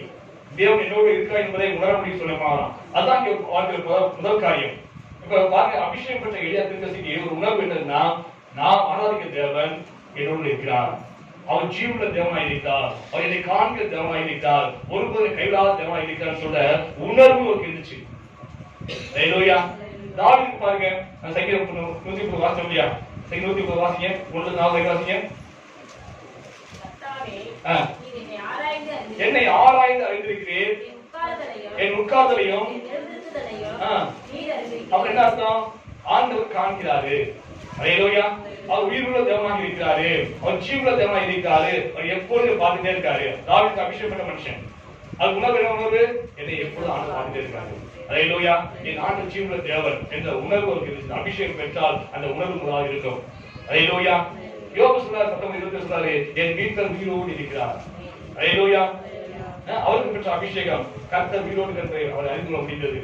தேவனோடு நான் அவ்வளவு பாடல் அமைச்சாலுமே, நான் வேத அமைச்சாலும் கர்த்தர் எப்படி இருக்கிறாரு, அவர் உயிரோட இருக்காரு, என்னை பார்த்துதான் இருக்காரு என்ற ஒரு விசுவாசம், ஒரு நம்பிக்கை, உணர்வு நம்ம இருந்துச்சு. ஹல்லேலூயா. ஆண்டவர் மரித்தேன், ஆனாலும் சதா காலத்திலும் உயிரோடு இருக்கிறேன். ஹல்லேலூயா. இந்த உணர்வு நமக்கு இருந்தா, ஹல்லேலூயா, நம்ம வாழ்க்கையில என்னது விசுவாசம் போடும். எந்த பயம் அணுகாது. அதான் அந்த எலியா தீர்க்கதரிசி போய் ஆகாப் கையில சொன்னாரு. ஹல்லேலூயா. ராஜா மட்டும் தனியா இருப்பாரா? எங்கேயாவது ராஜா மட்டும் தனியா இருப்பாரா? ராஜா எந்த யார் இருப்பா? அவங்க இருப்பான், அவங்க சேவலா இருப்பாங்க. அப்படி பெரிய சேனையே நிக்குது. அந்த இடத்துல போய் எலியா தீர்க்கதரிசி சொல்றாரு, நான் சொல்லாம இந்த தேசத்துல மழையும் சேரு, மழையும் பனியும் சேரு பெய்யாது. ஹல்லேலூயா. பயம் இல்ல. ராஜாவுக்கு பயம் கிடையாது, தாவீதுக்கு பயம் கிடையாது, அது சேனைகளுக்கு பயம் கிடையாது. தைரியமா சொல்ல முடியுது. காரணம் சொன்னா தேவன் என்னோடு இருக்கிறார். ஹல்லேலூயா. ஆண்டவர் பார்த்து கொண்டிருக்கிறாரு. ஹல்லேலூயா. அது ஒருபோதும் கைவிட மாட்டார் என்ற ஒரு நம்பிக்கை விசுவாசம் அந்த எலியாவுக்கு இருந்தபடினால்தான் அந்த தைரியம் சொல்ல முடிஞ்சது. ஹல்லேலூயா. இதுதான் நம்முடைய சாட்சி. இந்த சாட்சி நமக்கு இருக்க வேண்டும். தேவன் என்னோடு இருக்கிறார். நான் உணர்ந்திருக்கேன், வாழ்க்கையில எத்தனையோ முறை உணர்ந்திருக்கேன் தேவன் என்னோடு இருக்கிறார் என்று. ஹல்லேலூயா. அதனாலதான் விசுவாசம் நீங்க நடத்தி நிற்கிறோம். அதனாலதான் நீங்க தைரியம் நிற்க முடியல. நம்ம வாழ்ந்த பாடுகளுக்கும் அவருடைய கஷ்டத்துக்கும் நம்ம எப்பயும் அழிந்து போயிருப்போம். அது தேவன் என்னோட இருக்கிற அந்த விசுவாசம் நீங்க இருக்க அப்படின்னாலே அந்த பிரசனத்தை உணர முடிந்ததுனாலதான் இன்னைக்கு நம்ம உயிரோடு இருக்கிறோம். ஹல்லேலூயா. இந்த விசுவாசம் நமக்கு எல்லாத்துக்கும் வரணும். அதே மாதிரி கர்ம மலையில பார்த்தீங்கன்னா சரி, அங்க திராண கூட நிக்குது. இஸ்ரேல் மட்டும் இஸ்ரேல் நிக்கிறாங்க கர்ம மலையில. அவங்க யாரு? இஸ்ரேல் ஜனங்கள் எல்லாமே ஒரு கர்த்தரை ஆராய்த்தவங்க. இப்ப என்ன செய்றாங்க? பால வழியில மக்கள் மாறி போயிட்டாங்க. எல்லாரும் பின்மாறி போயிட்டாங்க. அது மட்டும் இல்ல, நம்ம பாவத்துக்கு தீர்க்கசி இருக்கிறாங்க. அது மட்டும் தோப்பு செய்யக்கூடிய அந்த ஆசிரியர் இருக்கிறாங்க, ராஜா இருக்காரு, மந்திரிகள் இருக்கிறாங்க, சேவர் இருக்கிறாங்க, அத்தனை திலான சார்ந்து இருக்கிறாங்க. அந்த இடத்துல அந்த எளிய தீர்க்கசி என்ன சொன்னா, முதலாவது நீங்க என்ன செய்ய பலிபீடத்தை கட்டுங்க, கட்டி ஒரு தேவன் செய்ய கூப்பிடுங்க, வரட்டும், வந்து என்ன செய்யணும், அக்னியால என்ன செய்யணும் உத்தரவு கொடுக்கட்டும், அப்போது பாலதான் தெய்வம் நான் விசுவாசிக்கிறேன். அதே சமயத்துல உங்களால முடியாத பட்சத்துல நான் என்ன செய்ய வந்து இதே பலிபீடத்தை கட்டி நான் எந்த நோக்கி கூப்பிடுறேன், அவர் அக்னியால உத்தரவு கொடுப்பாரு. அப்படி உத்தரவு கொடுத்தா எல்லாரும் என்ன செய்யணும், கர்த்தர் தெய்வம் என்று சொல்லணும், ஏற்றுக்கணும் சொல்லி அங்க சவால் கொடுத்தாரு. ஹல்லேலூயா. அங்கே பாவத்துக்கு எல்லாம் என்ன செய்றாங்க, அங்க பலிபீடத்தை கட்டி வச்சுட்டு அவங்க தெய்வத்தை நோக்கி கூப்பிடுறாங்க. ஒரு பதில் கிடைக்கல. எலியாத்துக்கு சொல்றாரு, அவன் கேள்வி பண்றாரு, ஒரு பொறுமையில அவங்க ஆட்டு தூங்கிட்டு இருப்பாரு. ஹல்லேலூயா. வேற வேலையா போயிருப்பாரு, எல்லாம் கூப்பிடுங்க, சத்தமா கூப்பிடுங்க என்றெல்லாம் அடிச்சாரு, கேள்வி கிண்டல் பண்றாரு. ஹல்லேலூயா. யாரு? எலியாத்துக்கு தனி மனுஷனா இருக்காரு. கர்த்தர் பட்சத்துல யாரு இருக்குது? எலியா மட்டும்தான் இருக்காரு. அங்க திரளான சார்ந்து இருக்காங்க. அவர் தைரியமா சவால் விட்டு கேள்வி கிண்டல் பண்ணும்படியாக ஒரு பெரிய ஒரு வார்த்தையை எடுத்து அவர் சொல்ல முடியும் சொன்னா காரணம் என்ன? கர்த்தர் கூட இருக்கிறார். ஹல்லேலூயா. உங்களை காட்டும் பெரிய தேவன் என் கூட இருக்கிறார், என்னை காண்கிறதா இருக்கிறார், அவர் தான் அனுப்பி வைத்தார் என்ற ஒரு நம்பிக்கை விசுவாசம் தான் தைரியம் சொல்ல முடிஞ்சது. ஹல்லேலூயா. அவங்க பலரெல்லாம் கூட்டு பார்த்தாங்க, ஒன்றும் நடக்கல. ஹல்லேலூயா. அதன் பிறகு எலியாத்துக்கு சின்ன ஜெபம் பண்ணாரு, இன்னைக்கு கேட்கறதுன்னு ஜெபம் பண்ணாரு. என்னாச்சு? வாழ்ந்த ஹல்லேலூயா. அன்னைக்கு கூட அக்கறை இறங்காம இருந்தா என்ன ஆயிருக்கும்? பெரிய கிழமை நினைச்சு பாருங்க. அவ அந்த அளவுக்கு தைரியம் எப்படி வந்து சொன்னா, அவர் பெற்ற அபிஷேகம், அந்த ஆண்டு எப்படி இருக்கான்ற உணர்வு, நான் கர்த்தருக்கு முன்பாக நிற்கிறவன், என் ஜீவன தேவனுக்கு முன்பாக நிற்கிற ஒரு உணர்வு, அவரை காண்கிற உணர்வு, அந்த உணர்வு நம்ம எல்லாத்துக்கும் வரணும். வர வேண்டும் சொன்னால் இந்த பர்சன் அபிஷேகம் பெற்றுக்கொள்ளும். அந்த எளியா பெற்ற அபிஷேகம் உங்களுக்கு தருவார் ஆண்டவர். பழைய வாழ்ந்த அந்த எளியாவுக்கே அவருடைய அபிஷேகம் கொடுத்தாருன்னா இந்த புதிய வாழ்க்கை நமக்கு ஆண்டவர் எவ்வளவு பெரிய அளவுக்கு அபிஷேகம் கொடுக்கக்கூடியவர். நினைச்சு பாருங்க. ஹல்லேலூயா. இரண்டாவது 1 ராஜாக்கள் 11 மணி வாசிப்போம். கீலேயாத்தின் குடிகளில் திஸ்பியனாகிய எலியா ஆகாபை நோக்கி, என் வாக்கின்படியே அன்று இந்த வருஷங்களில் பனியும் மழையும் பெய்யாது இருக்கும் என்று இஸ்ரவேலின் தேவனாகிய கர்த்தருக்கு முன்பாக நிற்கிற நான் அவருடைய ஜீவனை கொண்டு சொல்லுகிறேன். நல்லா கவனிங்க. இங்க எலியா தீர்க்கதரிசி சொன்னாரு, நான் அவர் சமூகத்துல நிக்கிற மனுஷன். ஹல்லேலூயா. அவர் சமூகத்துல எப்பொழுதுமே நிற்கிறது, நான் நிக்கிற மனுஷன். ஹல்லேலூயா. நான் மற்ற மனுஷனுக்கு நிக்கிறது கிடையாது, மற்ற இடத்துல நிக்கிறது கிடையாது. நான் யாரு? தேவ சமூகத்துல அதிகமாக நிற்கிற மனுஷன். ஹல்லேலூயா. அவர் தேவனுக்கு முன்பாக அதிகமாக நிற்கிற மனுஷன் தான் என்ன செய்ய முடியும்? பெரிய காரியம் செய்ய முடியும். ஹல்லேலூயா. பெரிய காரியம் செய்ய முடியும்னா என்ன செய்யணும்? தேவ சமூகத்துல அதிகமான நேரத்துல என்ன செய்யணும்? நிக்கணும், அமர்ந்துக்கணும். அப்படி செய்யறவங்க தான் பெரிய காரியம் செய்ய முடியும். ஹல்லேலூயா. எலியா ஜெபித்தாரு, மரித்தவனை சார்ந்து வீடு இருந்தான். எலியா ஜெபித்தாரு, வானத்துல அக்கினி இறங்குச்சு, எல்லாரும் பார்க்க முடியாத அக்கினி இறங்குச்சு. எலியா ஜெபித்தாரு, ஒரு பெரும் மலையை செய்து தேசத்துக்கு வந்தது. ஹல்லேலூயா. காரணம் என்ன சொன்னா, அவர் யாரு? எப்பொழுதும் தேவனோடு கூட இருந்த மனுஷன், தேவனுக்கு முன்பாக நேரத்தில் செலவு செய்த மனிதன். அது நிமித்தமா தான் அவர் ஜெபத்துக்கு உடனே பதில் கிடைச்சது, அசாதாரண காரியம் செய்ய முடிந்தது. அதான் கேட்காரு ராதாகிருஷ்ணன் கேட்காரு, அவங்க எல்லாம் இவ்வளவு சாதாரண மனுஷன் தானே, ஆனா அவங்க எவ்வளவு பெரிய சாதனை செஞ்சாங்க, நீங்க வந்து சபைக்கு போறீங்க, நீங்க பழுவதிக்கு போறீங்க, நீங்க என்ன செஞ்சீங்க? நியாயம் தானே? சபைக்கு போறோம், அவசரம் போறோம். அன்னைக்கு அந்த நாட்கள் வாழ்ந்த அந்த பசுத்தவங்க செஞ்ச காரியம் ஏதாவது செய்றீங்களா? மழை இல்லாம வறட்சியா கிடக்குது, உங்களால சிவமணி மழை கொடுக்க முடியுமா? கேட்கிறாரு. அவன் என்ன பதில் சொல்றது? அவன் பேரோட கிறிஸ்தவா இருக்கிறவங்க வேதகாம புஸ்தகம் மாறல, பைபிள் புஸ்தகம் போல வச்சு மாறல. ஹalleluya. அவன் ரொம்ப மனுஷன் தானே, அவன் வாழ்ந்து கூச்சு வரலையே வெளியே தெரிஞ்சிச்சு. அவன் கூட தாய் வீட்டுல பிறந்தவங்க, அவன் கூட பாத வச்ச மனுஷன் தானே. ஆனா அவனால செய்ய முடிஞ்சது, படித்த வீடு முடிஞ்சது, மலையை கொண்டு முடிஞ்சது, மலைக்கு போட முடிஞ்சது. ஏன் பண்ண முடியல? ஜீவி சரியில்லை. ஹalleluya. நான் தேவனுக்கு முன்பாக நிக்கிற காட்டிலும் மற்ற மனுஷன் நிக்கிற நேரம் அதிகமா இருக்குது. அப்படித்தானே? அர்த்தம். நான் தேவனுக்கு முன்பாக நிக்கிற நேரத்தை காட்டிலும் மற்ற மனுஷன் நிக்கிற நேரம் அதிகம். ஹalleluya. ஊசுதான் அதிகம். நீ அநேக ஊழியர்கள் விசுவாசம் சரி, ஊசுதான் அதிகம். டிவிக்கு முன்னாடியும் செல்லுக்கு முன்னாடி உட்காந்து நேரம் தான் அதிகம். எங்க தேவனுக்கு உட்காந்துருக்கீங்க? 5 நிமிஷம் தேவனுக்கு உட்கார முடியும் நம்மளால? 5 நிமிஷம் உட்கார முடியுதா? ஜெபம் முடியுதா? பைபிள் வாசிக்க முடியுதா? எங்க உட்காந்துக்கணும்? அதிக நேரம் செலவழிக்கிறோம். சொல்லுங்க, எவ்வளவு அதிக நேரம் செலவழிக்கிறோம்? வேலை உண்டு, வேலை சொல்ல, வேலை இருக்கு இல்லைன்னு சொல்ல, வேலை நேரம் போக மீதம் நேரத்தில் கணக்கு பண்ணுங்க. அந்த மீதம் நேரத்துல நம்ம யாருக்கும் பாருங்க செலவு செய்யறோம். வேலைக்கு போறோம், 10 மணிக்கு வேலைக்கு போறோம், 6 மணிக்கு வரோம். அதை விட்டு அந்த நேரத்தை விட்டுருங்க. மிச்சம் நேரத்துல தேவனுக்கு பாதிக்கிற நேரம் அதிகமா, இல்ல டிவிக்கு உட்கார்ந்த நேரம் அதிகமா, இல்ல செல்லுக்கு உட்கார்ந்த நேரம் அதிகமா, மனுஷன் வந்து உட்காந்து சிரிச்சு கேள்வி அப்படிங்கிறவங்களுமே அந்த நேரம் அதிகமா இருக்கா? நினைச்சு பாருங்க. தேவனுக்கு முன்பாக நீங்க அதிக நேரம் செலவு செய்ய சொன்னா எளியாக போல நீங்களும் அசாத காரியங்களை செய்ய முடியும். ஹalleluya. அப்போஸ்தலர் சொல்றாங்க, அப்போஸ்தலர்கள்ல வாசிப்போம், 6ஆம் அதிகாரத்துல 4ஆம் வாசிப்போம். அப்போஸ்தலர் 6:4. நாங்களோ ஜெபம் பண்ணுவதிலும் தேவனை போதிப்பதிலும் இடைவிடாமல் தெரிந்திருக்க வேண்டும். ஹalleluya. அப்படி இடைவிடாமல் தெரிந்தால் தான் நாங்க அப்போ செய்ய முடியும். ஹalleluya. ஜெபம் பண்ணணும், வேதத்தை வாசிக்கணும், வேதத்தை மற்றவர்கள் போதிக்கணும். இப்படியாக தேவனுக்கு நேரத்தை அதிகமா செலவு செய்யும் போது நான் என்ன செய்ய முடியும்? நான் நடந்து போனா பிசாசு ஓடும், என் நிழல்பட்டு பிசாசு விஷயம் ஓடும். பின்மாறி போன பேதுரு அவர் நடந்து போறாரு, அவர் நிழல்பட்டு பிசாசு ஓடுது. ஒரு காலத்துல தேவ சமூகத்தை அதிகம் இல்லாத மனுஷன் நீங்க அபிஷேகம் பெற்ற பிறகு நீ தேவ சமூகத்தை காத்திருக்கிறாரு, ஜெபம் பண்ணிட்டே இருக்காரு, வேதத்தை படிச்சு தியானிச்சுட்டே இருக்காரு, மற்றும் வேதத்தை படித்துக் கொண்டே இருக்காரு. இப்படியே தேவனுக்கு முன்பாக நேரத்தை அதிகமாக செலவு செய்ய அப்படின்னாலே இன்னைக்கு அவர் நிழல்பட்டு பிசாசு ஓடுது. ஹalleluya. அவங்க அசாம செய்ய முடியும். ஹalleluya. பவுல் வாக்கு அதுதான். அவன் யாரெல்லாம் தேவ சமூகத்தை அதிகம் காத்துக்காங்களோ, அதிக நேரம் ஆண்டு சமூகத்தை யாரெல்லாம் செலவு செய்யறாங்களோ அவங்களாலதான் அசாம செய்ய முடியும், அவங்க அர்த்தம் செய்ய முடியும். ஹalleluya.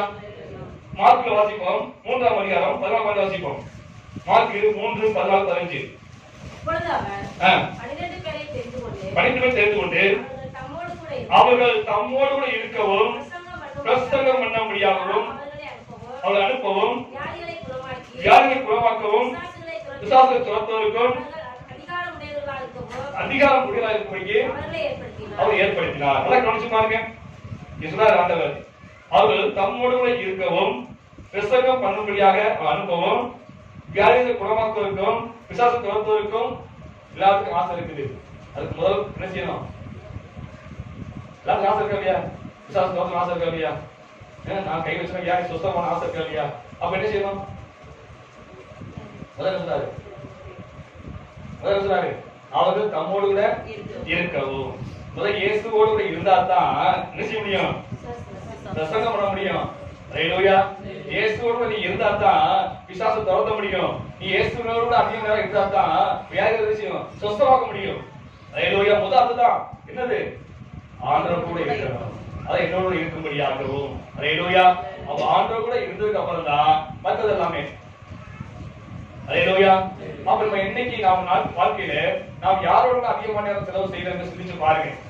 எதோட அதிக நேரம் செலவு செய்யணும் பாருங்க. அதே சிறுதானிக்கு அதிக நேரம் போய்கிட்டே இருக்குது, அதே தீவிரத்துக்கு அதிக நேரம் போய்கிட்டே இருக்குது. இப்படி இருந்தா ஒண்ணுமே செய்ய முடியாது, சாதிக்க முடியாத உலகத்துல. ஹalleluya.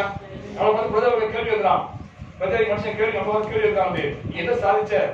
பைபிள் எல்லாம் சொல்லப்பட்டிருக்குது, அவரு இவ்வளவு சாதிச்சா இவ்வளவு சாதிச்சா சொல்லப்பட்டிருக்குது, நீ என்ன சாதிச்ச? அதே பைபிள் நீ படிச்சிருக்க, அதே இயேசு நீ கும்பிடுற, அப்படி என்ன சாதிச்ச கேட்கிறாங்களே. என்ன பதில் சொல்றது? ஹல்லேலூயா. அன்னைக்கு அவங்க எல்லாம் தேவனோடு அதிகாரம் சேவை செய்தாங்க. நம்ம இன்னைக்கு என்ன செய்தோம்? நம்ம யாரோட சேவை செய்கிறோம்? அன்னைக்கு ஜாலியா நண்பர்களோடு சேர்ந்து சுத்துவதற்கும் விளையாடுவதற்கும் கேள்வி கிண்டல் பண்றதுக்கும் நேரத்தை சேவை செய்திருக்கோம். அப்ப எப்படி அர்த்தம் நடக்கும்? எப்படி மூலமாக ஆண்டை செய்ய முடியும்? ஹல்லேலூயா. அடுத்து மூன்றாவதாக எலியா தீர்க்கதரிசி தேவனுடைய வார்த்தைக்கு அப்படியே கீழ்ப்படித்தார். ஹல்லேலூயா. பாருங்க, அவ்வளவு எலியா தீர்க்கதரிசி பாருங்க, ஆகாப் ராஜாக்கு முன்பாக சவால் விட்டு வந்தாரு. நான் சொல்லாம மழை பெய்யாது, பனி பெய்யாது சவால் விட்டு வந்த அந்த எலியா தீர்க்கதரிசிக்கு எந்த பாராட்டும் தேவை கொடுக்கல. கொடுத்தாரா? பரவாயில்லப்பா, நான் சொன்ன வார்த்தை அப்படியே தைரியம் சொல்லிட்டு வந்தேன். அவனு பாராட்டினாரா? பாராட்டல. அது என்ன சொல்றாரு? நீ போய் கேள்வி காரணம் ஒழிந்து போடு. ஆண்டவரே, நான் வீரமா பேசிட்டு இருக்கேன், சவால் வந்திருக்கேன், என்ன போய் ஒழிச்சு சொல்லிக்கலாம். அப்ப என்ன கேட்பாங்க பத்தி? மக்கள் கேட்பாங்க பத்தி கேட்பாங்க இல்லையா? ஆனா இல்லையே கேட்டாரா? இல்ல, அப்படியே போய் கீழ்படுத்திட்டாரு. அவர் சொன்ன இடத்துல ஒழிந்து விட்டாரு. ஹல்லேலூயா. அதே சமயத்துல 3 வருஷம் மழையே இல்ல பூமியில. ராஜா கூட என்ன செய்யல? ராஜா குதிரை கூட கிடையாது. புல்லுக்கா அலையிறாங்க. எதுக்கு? ராஜாவுக்கு குதிரைக்கு புல்லு இல்ல. ஹல்லேலூயா. அதுக்காக அலையிறாங்க. அப்படி அலைஞ்சு போயிருக்க அந்த அளவுக்கு மோசமான ஒரு பஞ்சகாலம் வந்திருக்குது. அந்த நாட்களிலேயே தீர்க்கதரிசி ஜெபம் பண்ணி ஒரு பெரிய மலையை கொண்டு வந்துட்டாரு. அப்ப என்ன செஞ்சிருக்கணும் ராஜாக்கள்? ராஜா ராணி என்ன செஞ்சிருக்கணும்?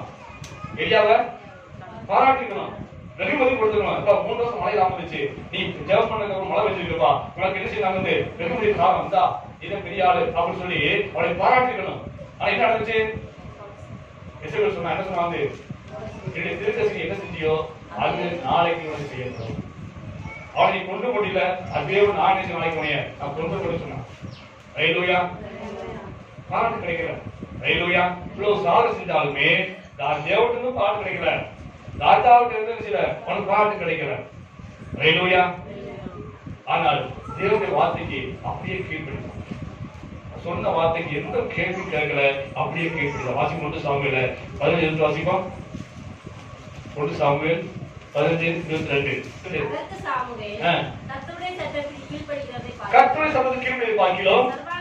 சர்வாங்க தகவலையும் கர்த்தருக்கு பிரியமா இருக்குமோ பலியை பார்க்கிறோம். கீழ்ப்படிதலே நேரத்தை பார்க்கிறோம். செவி கொடுத்தலே உத்தமம். ஹல்லேலூயா. எத்தனை பலியை சொல்றாங்க சரி, அதெல்லாம் முக்கியம் கிடையாது. கீழ்ப்படிதல் முக்கியம் சொல்றது. ஹல்லேலூயா. அந்த அளவுக்கு எலியா தீர்க்கதரிசி தேவனுடைய வார்த்தைக்கு அப்படியே கீழ்ப்படிந்தாரு. ஹல்லேலூயா. எலியா தீர்க்கதரிசி சவாலுக்கு வந்தாரு. ஆண்டவர் சொன்ன வார்த்தை, நீ கேரி காட்டில போய் ஒளிந்து கொள், உனக்கு நான் காலத்துக்கு மூலமா நிச்சயம் வந்து அப்போ நிச்சயம் கொடுப்பேன், 2 மேல உனக்கு கொடுப்பேன் அப்படின்னு சொன்னாரு. நம்மள அதை கேட்டுமா? ஆண்டவரே 3 பேர் சாப்பிடணுமே, 2 பேர் கொடுக்க சொல்லிங்க அப்படின்னு கேட்டுருப்போம். ஆனா ஆண்டவர் கேட்கவே இல்லை. ஆண்டவர் கேட்கறாரா? கேட்கவே இல்லை. அப்படியே கீழ்ப்படித்தார். எந்த வார்த்தையும் ஆண்டவரை எதிர்த்து பேசாதபடிக்கு அப்படியே கீழ்ப்படித்தாரு. எத்தனை வருஷம்? 1.5 வருஷம். ஹல்லேலூயா. இந்த அப்பவும் இறைச்சி சாப்பிடுறது ஒரு நாள் நல்லா இருக்கும், 2 நாளைக்கு நல்லா இருக்கும். ஏன் ஒரு வாரத்துக்கு நல்லா வச்சுக்கோங்க. பிரியாணி சாப்பிடும், பிரியாணி பிடிக்க முடியாதா? பிரியாணி பிடிக்க முடியாதா? எல்லாத்துக்கும் பிரியாணி பிடிக்கும். ஒரு நாளைக்கு தான் நல்லா சாப்பிடுங்க. ஒரு வாரத்துக்கு கொடுத்தா சரி சாப்பிடுங்க, ஒரு வாரத்துக்கு சாப்பிடுறீங்க. வருஷம் கொடுத்தா 3 வேளை அதே உங்களுக்கு எப்படிங்க பார்த்தாலே வாங்கி விட்டுரும். ஹல்லேலூயா. ஆனால் எலியா தீர்க்கதரிசிக்கு 1.5 வருஷமா ஆண்டிருந்தாரு. இந்த அப்பமும் இறைச்சினா கொடுத்தாரு. ஹல்லேலூயா. அதையும் சந்தோஷமா வாங்கிட்டாரு எலியா சாமி. எந்த வார்த்தை கேட்கல. என்ன ஆண்டவரே வசமா இருந்தானா, இது மாத்தி தரக்கூடாதா கேட்டாரா? ஆனா 2 வேளை தான் கொடுக்குறீங்க, ஒரு வேளை பட்டியா கேட்க ஆண்டவரே, ஒரு வேளைக்கு ஏதாவது பண்ணுங்க கேட்டாரா? கேட்கல. ஹல்லேலூயா. அந்த அளவுக்கு கீழ்ப்படிந்தாரு. அது மட்டும் இல்ல, இந்த 1.5 வருஷமா யாரு ஆகாரம் தருது? நான் சொல்ல அந்த காக்க தருது. ஒரு ஏதோ ஒரு பறவை சொல்லுவேன். ஆண்டவர் பொறுத்தவரை சரி இந்த யூதர்களுக்கு கட்டளை கொடுத்திருக்காரு. என்ன கட்டளை வாசிப்போம்? தெய்வம் வாசிப்போம். தெய்வம் 11 அதிகாரத்துல 13 வாசிப்போம். பறவைகளில் நீங்கள் புசியாமல் அறுக்க வேண்டிய யாதனில் கழுகும் கருடனும் பருந்தும் சகல வல்லூரும் சகலமான காலங்களும் என்ன செய்வாரு? இதெல்லாம் சாப்பிடக்கூடாது. ஏன்? இது தேவனுக்கு அருவருப்பானது. ஹல்லேலூயா. அது இப்ப கொண்டு வரக்கூடிய காக்கா என்ன காக்கா? பிணத்திலி காக்கா. என்ன சாப்பிடும்? பிணத்தை சாப்பிடும். அந்த பிணத்துல அந்த பிணத்திற்கு அதே வாயில என்ன கொண்டு அப்புறம் கொண்டு பேச்சு கொண்டு வருது. ஹல்லேலூயா. அப்ப நம்மளால என்ன செய்வோம்? அருவருத்திருப்போம். ஆனா இதே என்ன செஞ்சாரு? சாப்பிட்டேன். ஹல்லேலூயா. என்ன ஆண்டவர் கொடுத்தது. ஹல்லேலூயா. ஆண்டவரே, இது கழுகாச்சு, இது பறவையாச்சு, காக்காவாச்சு, இந்த காக்கா புசிக்கு அருவப்பான சொல்லப்படுங்க, அது பிணத்திலே காக்காவாச்சு, இது பிணத்திலிருந்து இங்க என்ன செய்யுது? அப்பதை கொண்டு வந்து இருக்கு, இது எப்படி வாங்கி சாப்பிட ஆண்டவரே கேள்வி கேட்டாரா? கேட்கல. ஹல்லேலூயா. அப்படியே கீழ்ப்படிந்து இதுதான் தேவன் எதிர்பார்க்கிறாரு. நம்ம ஞானம்லாம் தேவன் தான் ஒண்ணும் இல்லை. ஆண்டவர் சொன்ன வார்த்தைக்கு அப்படியே கீழ்ப்படிய வேண்டியதான் அவசியமா இருக்குது. ஹல்லேலூயா. அது மட்டும் இல்ல, இப்ப பாருங்க, அந்த ஆகாப் ராஜாவுக்கு பயந்துட்டு ஆண்டவர் சொன்னா இந்த கேள்விக்கான ஒழிச்சுக்கோ சொல்றாரு. நான் சொன்ன ஏற்கனவே நீரோட ஒளியில எங்க போன ஒளி என்ன? ஒரு மலையில ஒழிச்சுக்கலாம் போய், ஒரு புகையில ஒழிச்சுக்கலாம் போய், அப்படி இடத்துல ஒழிச்சுட்டா ஒரு பாதுகாப்பா இருக்கும். ஆனா எங்க ஒழிச்சுறாரு? ஒரு ஓடை காலையில ஒழிச்சுக்கிறாரு. ஓடைக்கெல்லாம் பெரிய மரம் இருக்காது, பெரிய மறைவான இடம் இருக்காது. அப்படிப்பட்ட இடத்துல போய் ஒளிந்து சொல்றாரு. என்ன ஆண்டவரே, ஓடைக்கல்ல ஒளிச்சு சொன்னீங்களே, ஒரு மலைக்கு போய் சொல்லுங்க போலாம், ஒரு புகையில போய் ஒளிச்சுக்கலாம் ஒளிச்சுக்கலாம், அதை போய் இங்கேயும் ஒளிச்சுக்கலாம் எப்படி ஆண்டவரே கேள்வி கேட்டாரா? இல்ல. ஆண்டவர் என்ன சொன்னாரோ அதை அப்படியே செய்தவர் தான் எலியா தீர்க்கதரிசி. ஹல்லேலூயா. அப்படி மாம்சத்தை யோசிக்கவே இல்லை. ஹல்லேலூயா. மாம்சத்தை யோசித்து பார்க்கவே இல்லை, தன் மூளை அறிவை யோசித்து பார்க்கவே இல்லை. இங்க ஒளிஞ்சா நடந்துச்சுவாங்களே, அவனை கொண்டு போட்டுவாங்களே என்று நினைக்கல. தேவன் சொன்ன இடம் எதுவோ அந்த இடத்தை இருந்தோம்னா நம்ம பாதுகாப்பு. ஹல்லேலூயா. தேவன் சொன்ன இடத்துல இருந்தா ஒரு நேரத்துக்கு ஆகாரம் கிடைக்கும் என்றுதான் விசுவாசத்தருடைய ஆண்டவரை கேள்வி கேட்கல. ஹல்லேலூயா. தேவன் எதிர்பார்த்தது ஒன்றே ஒன்று என்று சொன்னா ஆண்டவர் வார்த்தைக்கு அப்படியே கீழ்ப்படியணும். அது எந்த ஒரு கேள்வி இருக்காது. அப்போஸ்தலர் பவுல் ஒரு நாள் ஏன் வந்து வைரக்கம் வந்தாரு, அதான் சபையில துன்பப்படுத்தினாரு. உண்மைதானே? இப்ப ஆண்டவர் இயேசு தரிசனம் ஆயிட்டாரு. ஹல்லேலூயா. தரிசனம் ஆன உடனே இப்பதான் மெய்யான தேவனை கண்டுவிடாரு. கண்டு உடனே அடுத்த நிமிஷத்துல என்ன சாரு? இயேசு தான் மெய்யான தேவனை பிரசங்கம் ஆரம்பிச்சிட்டாரு. அது சொன்னாரு, இந்த மாம்சத்துக்கு யோசிக்கல. என்ன இதுவரைக்கும் நான் ஏன் வந்து வாழ்ந்துவேன், திடீர்னு இயேசுதான் உண்மையான தேவன் சொன்னா என்ன நினைப்பாங்க உலகத்துல? இவனை கலந்து அடிக்க மாட்டாங்களா அப்படிலாம் நினைக்காதபடிக்கு, அது மாம்சத்துக்கு யோசிக்காதபடிக்கு நான் கர்த்தரே தேவன் இயேசுவே தேவன் என்று நான் அறிக்கை செய்ய ஆரம்பிச்சேன் சொல்றாரு. ஹல்லேலூயா. அப்ப ஆண்டவர் அப்படி எதிர்பார்க்க காரியம் என்ன சொன்னா, நான் மூட அறிவுக்கு இடம் கொடுக்கூடாது, நம்முடைய ஞானத்துக்கு இடம் கொடுக்கூடாது. தேவன் என்ன சொன்னாரோ அதை அப்படியே செய்ய வேண்டும், அதை கீழ்ப்படிய வேண்டும் என்பதுதான் தேவன் எதிர்பார்ப்பு. ஹல்லேலூயா. அவர் தேவனி இந்த எளிய தீர்க்கதரிசி ஆண்டவர் எங்க போய் தங்கச்சாரோ அங்க தங்கினாரு. ஹல்லேலூயா. 1.5 வருஷம் அந்த கேட்டாலே ஒளிந்திருந்தாரு.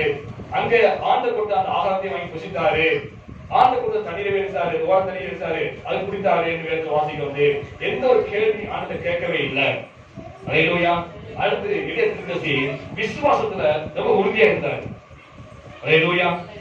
விசுவாசம் என்பதுன்னா தேவனையும் தேவனுடைய வசனத்தையும் சார்ந்து வாழ்வது. தேவனையும் தேவனுடைய வசனத்தையும் சார்ந்து வாழ்வது விசுவாசம். அப்ப ஆண்டவர் சொன்ன வார்த்தையை அப்படியே விசுவாசித்து வாழ்ந்தாரு. இப்ப 1.5 வருஷமாக இங்கே கேட்கத்தை ஒழிந்திருந்தாரு. பஞ்சம் எத்தனை வருஷம்? 3 வருஷம் பஞ்சம். கணிச்சு பாருங்க. மிச்சம் 2 வருஷம் எங்க போகணும்? ஆண்டு சொன்னாரு, இந்த தண்ணி வத்தி போச்சு, அதனால நீ எங்க போனா ஊருக்கு போ, அங்க ஒரு விதவையை உனக்கு போசிக்க முடியாத ஏற்படுத்தி வச்சிருக்கேன், நீ அங்க போயின்னு சொன்னாரு. ஏன் ஆண்டவரே, பக்கத்துல வேணும் இல்லையா? இங்க இருந்து இங்க போகணும். இந்த கேள்வி காட்டனைக்கும் அது தாய்க்கு ஊருக்கும் எத்தனை மணி தூரமா? 25 மணி தூரம். இந்த மேல 25 மணி தூரம் இருக்குது. அங்க போச்சு ஆண்டவர். அது மட்டும் இல்ல, அந்த சாரிபாக்கு ஊரு யாரு சொல்ல தெரியுமா? எசபேல் சொந்தம். எசபேலுடைய நாடுதான் சீகேம் நாடு. இந்த சீகேம் நாட்டுல தான் சாரிபாக்கு ஊர் இருக்கு. அப்ப எசபேல் தான் தேடிட்டு இருக்கா. யார? எலியாவை கொள்வதற்காக எசபேல் தேடிட்டு இருக்காங்க. ஆனா அவ ஊருக்கு ஆண்டவர் அனுப்புறாரு. அது 25 தூரம் நடந்து போகணும். வெளியே எந்த கேள்வியும் கேட்கல. அப்படியே ஆண்டவரே நான் போறேன். ஹல்லேலூயா. அப்ப அங்க போய் பார்த்தா சரி, எத்தனை வருஷம் இருக்காரு? 2 வருஷம் இருக்காரு. 1 வருஷம் கேள்வி தாண்டி ஒழிஞ்சிருக்காரு. 2 வருஷம் இங்க இருக்காரு, சாரிபாத் ஊர்ல போய் இருந்தாரு, அந்த விதவைகிட்ட போய் தங்கி இருக்கிறாரு. அதான் ஆண்டவர் சொல்றாரு, வாசிங்க லூக்காவுல ஆண்டவர் சொல்றாரு, ஏற்கனவே அந்த காரியத்தை உறுதிப்படுத்துறாரு. லூக்கா 4ஆம் அதிகாரம் 25 வாசிப்போம். அன்றியும் எலியாவின் நாட்களிலே 3 வருஷமும் 6 மாதமும் வானம் அடைக்கப்பட்டு தேசமெங்கும் மிகுந்த பஞ்சம் உண்டாயிருந்த போது இஸ்ரவேலுக்குள் அநேக விதவைகள் இருந்தாங்க. ஆயினும் எலியா சீதோன் நாட்டில் உள்ள சரப்தா ஊரில் இருக்கிற ஒரு விதவினிடத்துக்கு அனுப்பப்பட்டானே அல்லாமல் மற்ற ஒருத்தினிடத்தில் யாரும் அனுப்பல. ஹல்லேலூயா. இருக்காங்க, இஸ்ரவேலுக்கு இருக்காங்க, அங்கேயும் அனுப்பல. அந்த சாரிபாத் விதவிச்சாரு, ஆண்டவர் அனுப்பி வைத்தாரு. ஹல்லேலூயா. இந்த சாரிபாத் ஊர்ல தான் இந்த எலியா நிறைய படத்தை கற்றுக்கிட்டாரு. ஹல்லேலூயா. நிறைய படத்தை கற்றுக்கிட்டாரு. என்ன அப்படி சொன்னா, முதலாவது பண்ண அந்த ஜெபத்துல போய் உறுதியா தெரிவித்தாரு. முதலாவது பண்ணா சரி, ஒரு ஜெபிக்க ஜெபம் தான் வந்து ஜெயிக்க முடியாது. அதே போல எளிய திருக்கசி பத்தியும் சரி, அந்த ஜெபத்துல உறுதியா தெரிவித்தாரு. எப்படி அவங்க முதலாவது அந்த சாரிபாத் விதவையுடைய மகன் செத்து போயிட்டான். செத்து போன உடனே எளிய திருக்கசி ஜெபம் பண்றாரு. எத்தனை ஜெபம் பண்ணாரு?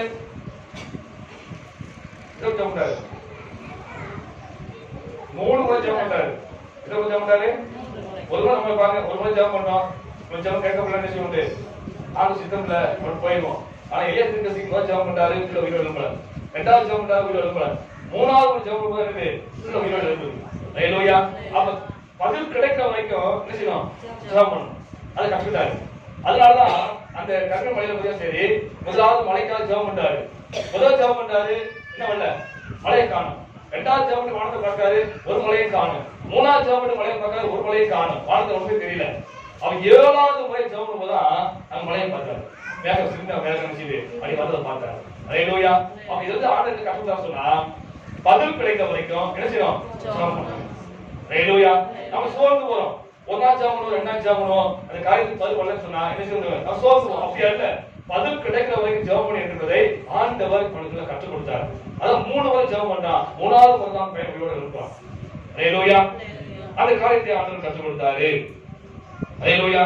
அது மட்டும் இல்ல, சாரிபாத் என்ற அந்த பேருக்கு பத்தியும் சரி 3 ஆட்சி அர்த்தம் உண்டு. சாரிபாத் என்று சொன்னால் முதலாவது பத்தியும் சரி, அது சுத்திகரிக்க இடம். என்னது? சுத்திகரிக்க இடம். அப்ப என்னன்னா ஒரு சோதனை, நம்மை பரிசுத்தப்படுத்துவதற்கு ஒரு சோதனை. நல்லா கவனிச்சு பாருங்க. சாரிபாத் விதவை வயதானவளா? இளம் வயதுள்ளவா? இளம் வயதுள்ளவர். ஏன்னா பிள்ளை என்ன பிள்ளை? சின்ன பிள்ளை. கவனம் இறந்து போயிட்டான். விதவையா இருக்க, இளம் விதவை. அந்த இளம் விதவை இருக்கிற வீடு சின்ன வீடு. அவங்க யாராதானே? சின்ன வீடு. எளிய திருக்கசி கட்ட பிரம்மச்சாரி, கல்யாணம் செய்யாத திருக்கசி. இவர் எங்க வைக்கணும்? அந்த இளம் விதவை வீட்டுல எத்தனை வருஷம் இருந்தாரு? 2 வருஷம் இருக்காரு. நினைச்சு பாருங்க. அவ்வளவு இளம் விதவை, இவரை கல்யாணம் செய்யாத பிரம்மச்சாரி, கட்ட பிரம்மச்சாரி, 2 வருஷம் ஒரு விதவை வீட்டுல, இளம் வயது ஒரு விதவை வீட்டுல தங்கி இருக்கிறாரு. இந்த நாட்களிலே அவருடைய பரிசுத்தம் செய்து சோதிக்கப்பட்டது. ஆனாலும் ஒன்றுமே செய்யல, எந்த குறைகளாக படிக்கிறாரு, பரிசுத்தமா ஜீவித்தாரு. அவளும் பரிசுத்தமா. ஹல்லேலூயா. சுத்தி ஆண்டவர் கொண்டு போகும்போது ஒரு காரணம் இருக்கும்.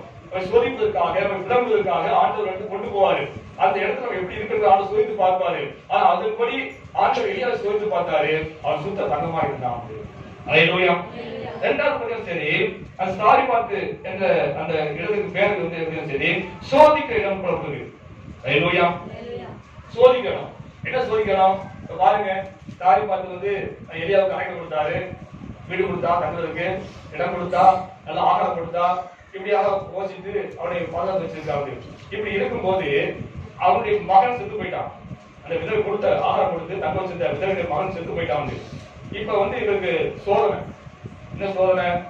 அவங்களுக்கு ஆதரிச்சா, அன்பு காட்டினா, ஆகாரம் கொடுத்தா, தங்க இடம் கொடுத்தா, அப்படிப்பட்டவருடைய மகன் செத்து போச்சுன்னா இன்னும் வேலை செய்யும், அவனுக்கு இருக்கதான் செய்யும். ஹல்லேலூயா. வேலை செய்யும். ஆக இப்படி சோதனை வந்துச்சு. இப்ப என்ன செய்யறான்? ஆண்டு சோதிச்சு பார்த்தாரு. என்ன செய்யறான்? மகன் இறந்து போச்சு, வீட்டுல மகன் இறந்து போச்சு. என்ன செய்யறான்? சரி அப்படியே இறந்து போச்சா, சரி வா திருப்பி நடக்கணும் அப்படின்னு சொல்லி ஏன் போகல. ஹல்லேலூயா. அவள் வசதி பாருங்க. அது பக்கம் இருந்தாலுமே அவன் சும்மா போகல. நான் இருக்கிற வீட்டுல ஒரு சாவு நடந்தா அது நினைச்சுக்கலாம் நான் தான் பொறுப்பு. ஹல்லேலூயா. நான் தான் பொறுப்பு. அப்ப இந்த பிள்ளையை நினைச்சுக்கலாம் எப்படியாவது எழுப்பணும். ஹல்லேலூயா. இந்த மாம்சத்துல மரித்து போன இந்த பிள்ளையை எழுப்பிக்காவிட்டால் இஸ்ரவேலர்கள் ஆத்மாவோட நினைச்சாங்க மறிச்சு போயிருக்காங்க. இப்படி எல்லாம் அப்படி இப்படி எழுப்பிக்க முடியும்? ஒரு கேள்வி. இந்த பிள்ளை ஒரு பிள்ளைய அது மாம்சத்தை மறித்து பிள்ளையை உயிரோடு எழுப்ப முடியும் அப்படின்னால் இவ்வளவு மறித்து போயிருக்க எத்தனை ஆத்மாவை எப்படி உயிரோடு எழுப்ப முடியும் என்ற கேள்வி நமக்கு இருந்துச்சு. அவங்க முதலாவது என்ன செய்யணும்? இந்த பிள்ளையை உயிரோடு எழுப்பணும். அதுக்காக ஆண்டு சமத்துல 3 தடவை ஜெபம் பண்ணாரு.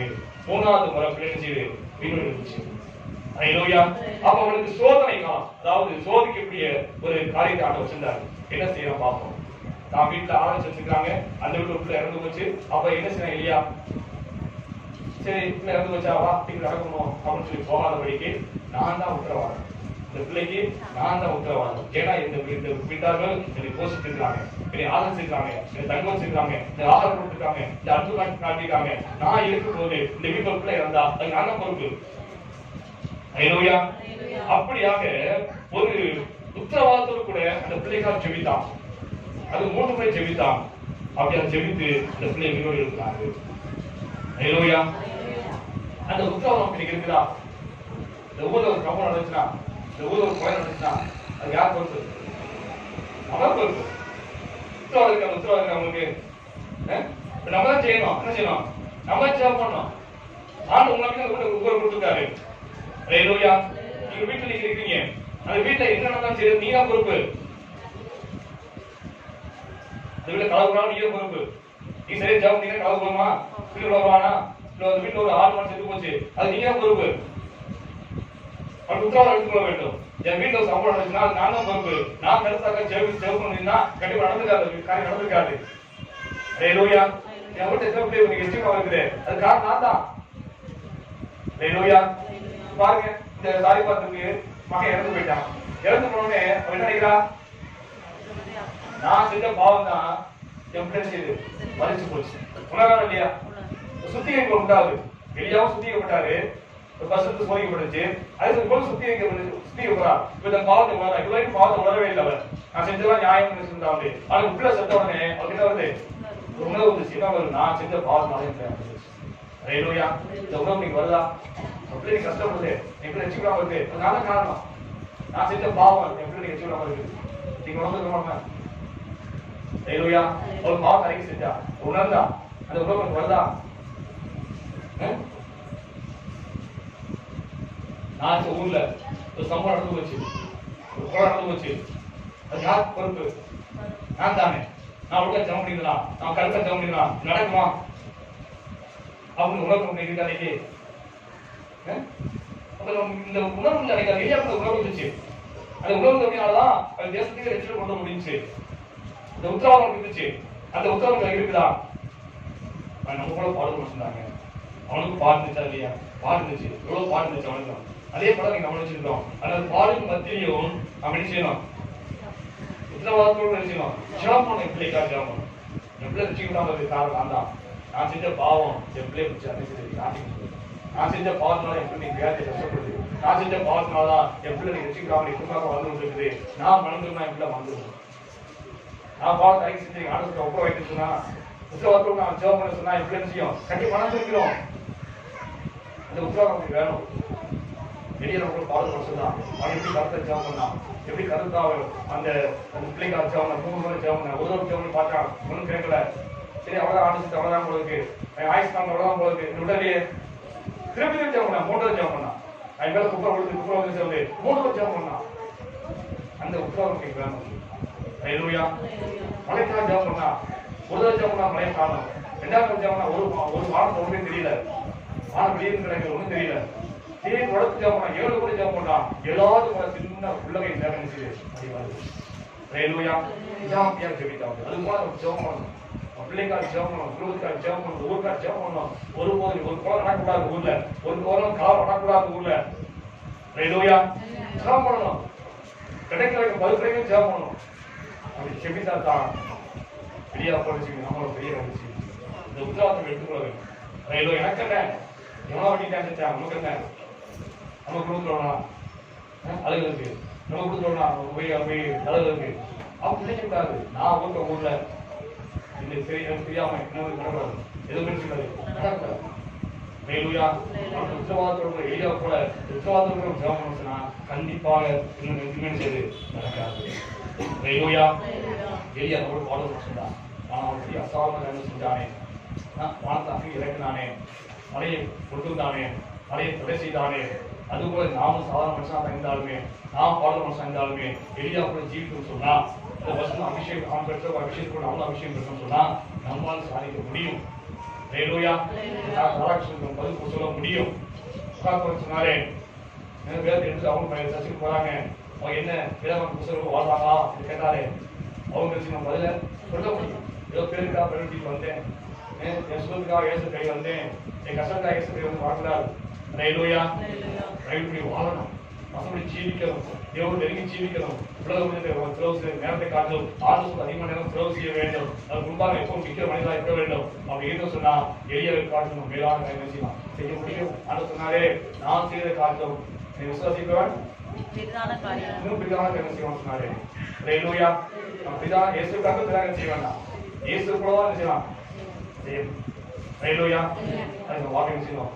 எளியா கூட அர்ப்பணிக்க வேண்டும், கீழ்ப்படியை கற்றுக்கொள்ள வேண்டும். எதுக்கெடுத்தாலும் ஆண்டு கேள்வி இருக்காது. ஏன் ஆண்டவரே இப்படி இருக்க ஆண்டவரே, ஏமாட்டு ஏன் வந்து ஆண்டவரே, ஏமாட்டு ஏன் கஷ்டம் வந்து ஆண்டவரே, ஏமாட்டு ஏன் பாடுவது ஆண்டவரே, மக்கள் செய்யும். அவர் பாட வச்சார், நம்ம பாட வைக்க வேணும். ஹல்லேலூயா. அவரோட பாட வச்சுதான் பரவத அறிந்து போய் அவரோட ஆலயம் செய்ய முடியும். ஹல்லேலூயா. அஞ்சம்